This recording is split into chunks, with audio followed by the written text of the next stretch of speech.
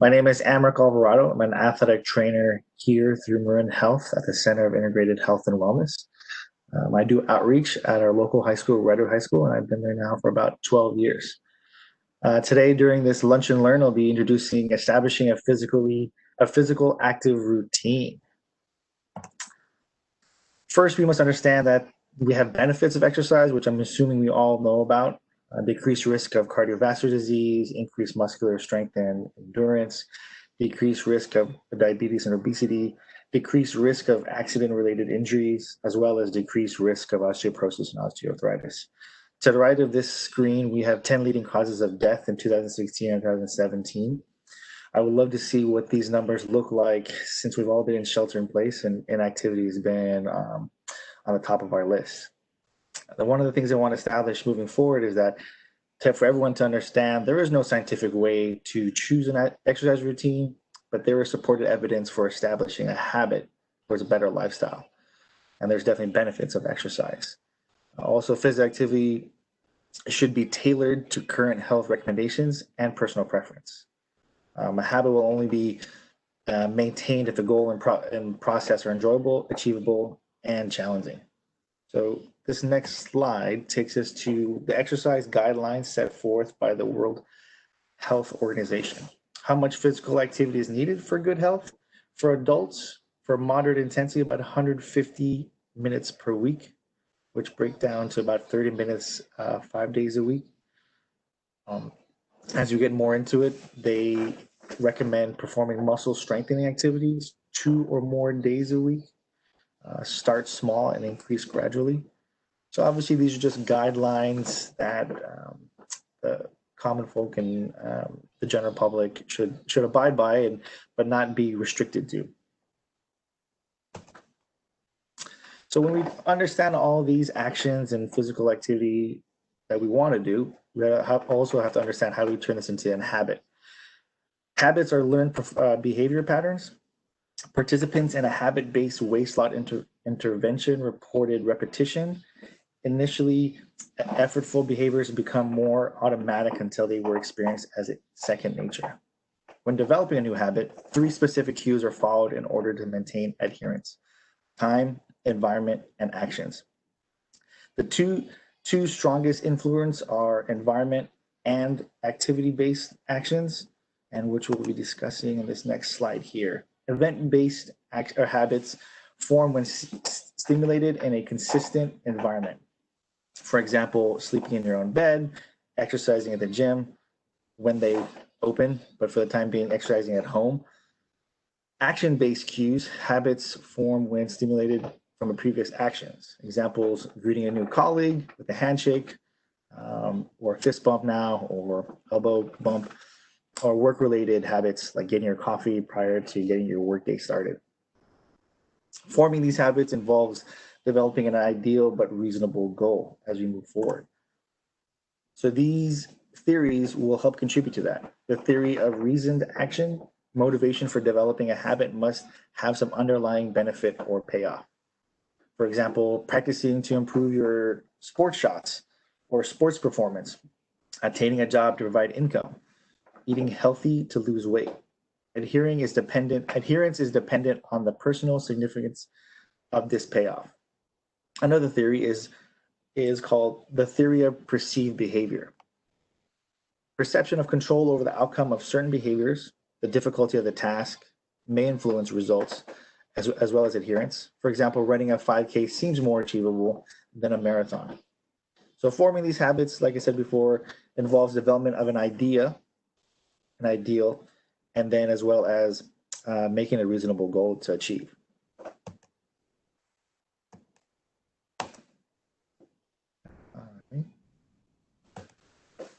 Into the next slide here. So these factors I want to convey to all of you are things that we can control and things we can't control.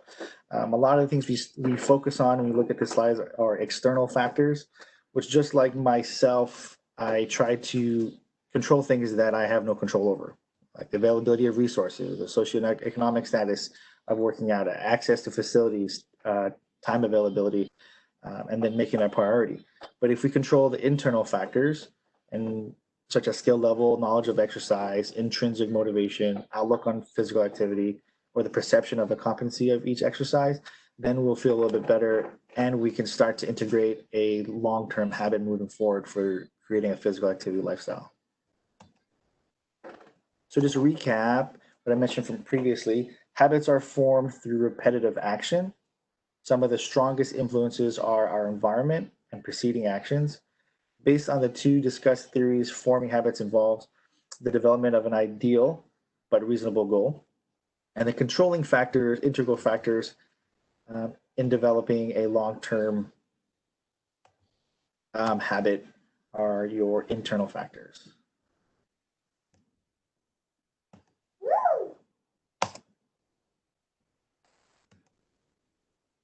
So as we're planning an exercise routine, number one is setting a goal. We stated earlier in the slides that the World Health Organization has provided some guidelines for general fitness, but we should also take the opportunity to research and consult an expert if there is a specific goal in mind.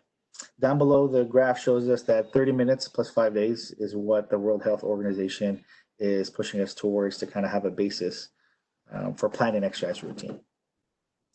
In this next slide here, I've broken up into two kind of subparts because if you're interested in consulting with somebody, that's definitely, if you have the opportunity, and especially through MarinHealth, having athletic trainers on staff, having physiotherapists on staff, having people that have exercise knowledge or the basis of it is a great resource to get consultation for this. The next thing we break into is the feasibility of all this.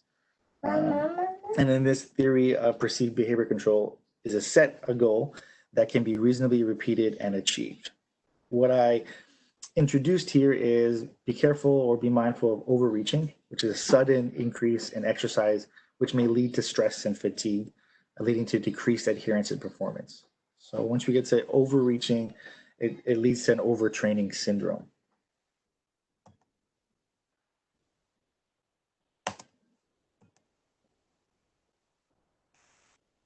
So I established here some benefits and drawbacks from consulting a professional.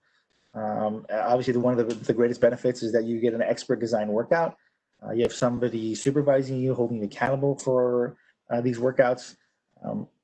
And there's some social benefits. Even though a lot of things are virtual now, socially you can create a web-based friend group, or you could see your results posted through an Excel format that your professional consultant can do for you. One of the drawbacks that people will always mention is that it's very pricey and it always affects your schedule. And there's also like a time constraint with going through this route. Versus when you do your self-conducting research and you get a more personalized workout, obviously it's a lot cheaper from the research that you got, and then scheduling and timing flexibility will be more persistent and consistent with your schedule.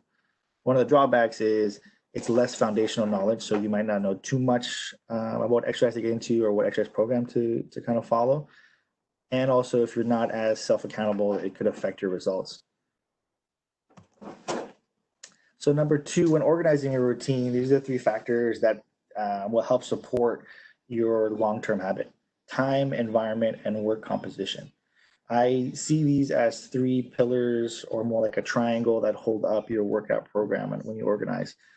Because if you can create time, you can find a place, then you can figure out what your workout is. Or if you have a great workout composition, you can cut out time and you can find a great place to do it at. So be mindful that these three things will all play a factor when organizing a routine. Even though on the top there I put some constraints as time, because I feel like it's always going to be a factor in all of these, but it's also a great proprietor of moving forward and establishing a great routine. So number three, when implementing a routine, and the bottom it says here, for general fitness, the World Health Organization guidelines may be met in personalized routines. The traditional 5-day, 30 minutes per day model does not need to be followed, but it could be something that we could base our workouts on. So you can see as Sunday's a rest day, then Monday 30-minute jog, Tuesday a 30-minute cycle class, or some sort of cardio and then 15-minute weights. And Wednesday's a rest day. Thursday, 30-minute cycle class, 15-minute weights. Friday, 30-minute jog, and then Saturday could be some activities with some family. So don't be constricted to what you see here, but use it as a stepping stone to move forward. A lot of us may not be interested in jogging, but we do like to, do some sort of, cycling.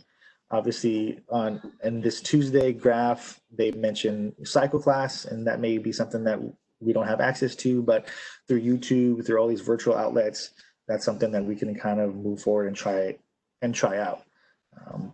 So don't be constricted to what we have done in the past, but try to look forward to things that we can create.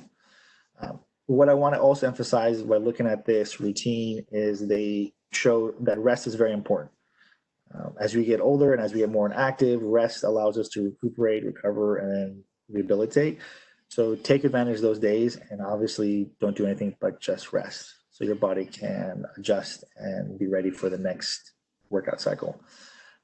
Like we said before, 150 minutes per week could be a basis, but you could always increase it to 35 or 45 minutes 5 days a week, or include weights or include other activities. So in conclusion, there is not a scientific way to choose an exercise routine, but there is supported evidence for establishing a habit. Physical activity should be tailored to current health recommendations and personal preference. A habit will only be maintained if the goal and process are enjoyable, achievable, and challenging. Thank you all for giving this opportunity to speak to you guys, and hopefully you enjoy this lunch and learn. If you have any questions, feel free to include them in the chat. Once again, thank you guys. So we do have a couple questions that have come through that we can take a couple minutes to address. This first one is about shelter in place, really, and I think this is a common problem. I've been having a hard time, want to increase my exercise levels, but struggling to find ways to do so indoors. Do you have any recommendations for simple routines, or maybe an online resource or two that you trust that you would recommend for fitting in indoor exercise specifically? Oh, yes, 100%. What I've been pushing towards our patient and our patient demographic is YouTube. A lot of people have been putting videos on there, exercise programs, catered towards exercise indoors, and that's the best I can say is definitely use the resource of YouTube or any virtual outlet that has people putting or using that platform to put exercise programs out there. If you're saying, hey, I have a living room and I have a amount of space, what kind of workouts can I do? It'll be tough to do some cardio workouts in a confined space. But if you're looking for a cardio, I would recommend high intensity, low reps, which will increase your cardio. If you're looking for muscle gains or doing things, try to do longer workouts, and obviously that would help with endurance too, for muscle endurance. If you're looking for something like I mentioned before about reducing accident risks and working on your balance, that'd be something that would be very beneficial, especially in a confined place, is just working on your balance, single leg balance, left and right leg. You can even do, using a chair up and getting up and out of the chair or out of bed, and just working on those simple routines will definitely help with your proprioception and your balance. Hopefully that answered your question. Yeah, I think that was great. And we had a similar question about not being able to get to the gym. Do you recommend that people invest in some equipment at their home, or is body weight enough, or should people look into getting maybe some resistance bands or physical weights, body weight versus actual weight? Sure. I recommend a lot of body weight exercises first. I know with all of us being at home and saving money and some of us getting stimulus checks, maybe be interested in getting a Peloton or some sort of high-end exercise workout, which is totally fine. But what I shy away from when I talk to patients or individuals interested is that don't buy it and then guilt yourself into using it. Work your way up into that point. So a lot of body weight exercises, body weight, movements. Once you get established with that, then you can move into therabands. Therabands lead into weights. Weights will lead into, okay, now I've established all those workout steps. I think I'm ready for a Peloton or something like that. I know media and has been pushing a lot of those, which is great, and I think they're very useful. I think they will work, but I feel bad when people come back and they spend all this money and then now it's just an expensive coat hanger that just has all their laundry on it, because those items do show results and they do work, if you're ready and up for that challenge.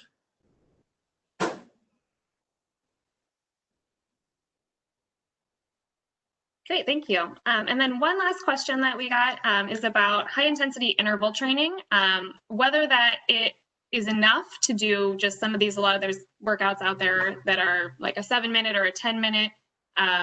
Is that enough, or does that need to be in conjunction with a longer cardio, or what do you recommend? I know you've already mentioned that 5 days a week, 30 minutes a day, but for some people who can't fit that into their schedule, Sure. is it better to do something? I think that is great. There's a lot of promotion out there, like the quicker the exercise, the better for your schedule. If it fits your schedule, 100% take advantage of it. 7-minute, 8-minute, 10-minute, 15-minute, but in that short period of time, put all your effort into it because you'll feel the results if you really invest in that time. And the reason why we kind of use 15 minutes, 30 minutes, because it allows you to adjust and make things comfortable and so forth like that. And these 7-minute and 8 minutes are quick and fast, so you may not have time to keep up or stay with it. So there's a time for leeway. But if you feel like, hey, I'm allowed 8 minutes and I found a great workout program and it's high intensity, well, yeah, by any means, I think they work really well. If you want to combine it with a longer cardio, that may not be necessary, because then you'll be all tired out from all that high intensity. You may combine that with a different kind of workout. If you do high intensity workout, then maybe you can do an ab workout. You do high intensity, maybe you can do a leg workout. So you can add some strength conditioning to that too as well. But yeah, good question. One last question, actually. Stretching. How often should we be stretching? Should that be counted in those 150 minutes a week? Should that be separate? And do we always need to stretch? And then before, after, or during, kind of, if you can go into when and how stretching should be incorporated into a workout routine. Nice. I'm a big proprietor in stretching because I feel the benefits are across the board, beneficial in a sense. Every time you have somebody that stretches out, they never complain of stretching too much, but they feel like stretching gives them a benefit. I see stretching as counted in that 150 minutes if you could include it. Because the psychological or the physiological effects of stretching it directly correlates with increased mood, decreased inability or inflexibility and so forth. So when you're flexible, you release a ton of hormones and a ton of chemicals that will help with the weight loss, so to say, because they kind of keep it brief. But stretching, I believe, should always be done before and after any workout that you do. And especially in this time period or in this, so to say, pandemic, we are restricted to confined spaces. So our muscles are definitely getting tighter and tighter and restricted, when more restricted, easily. So I feel like stretching should be done every day as much as possible, especially if your job or requires you to sit down a lot. So your hamstrings, your glutes, your low back, your upper back, your calves, your feet may feel the tension. If there's lack of stretching involved in your workout routine. So I definitely feel, yes, stretching can be part of those 150 minutes. And how you implement that, you can either do it in the beginning of your workout or at the end.